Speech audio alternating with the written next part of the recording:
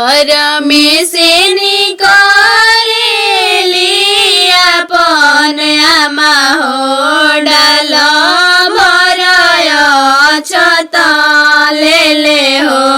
डाल भरय छत ले हो पहिले चुमैया मायापन बचा हो पछाले नारी के जमल हो पीछे ले नारी के कोठे से उतरती बिछुआ लगाती है बिछुआ लगा के आमा बाबुल को चुमाती है बिछुआ लगा के आमा बाबुल को चुछुआ माँ चूमत है कुछ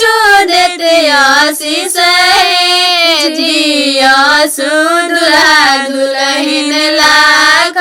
बारिश है जियासु दुल्हा दुल्हन लाख होला चुमावन आज सखी रे देखो सिया रघुबर के होला चुमावन आज सखी रे देखो सिया रघुबर के लुटावेला धन सोनावा के लुटावे हीरा लाल देखो रे सखी सिया रघुबर के भाभी लुटावेली धन सोनावा भाभी लुटावेली धन सोना आमा लुटावे हीरा लाल देखो रे सखी सिया रघुबर के होला चुमावन आज देखो रे सखी सिया रघुबर के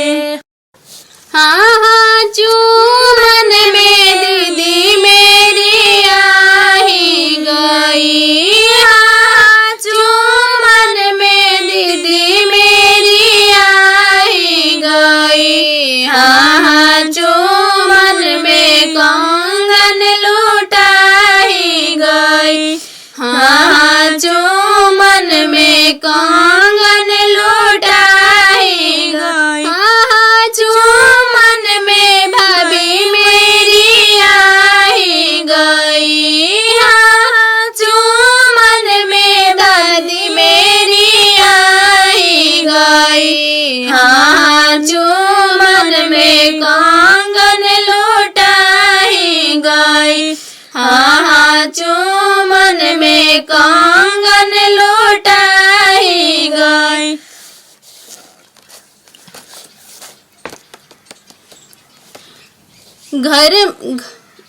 घर में से निकले लिया माँ हो गले मोती के हार घर में से निकले ली चाची हो गले मोती के हार धीरे से जमा चुमैया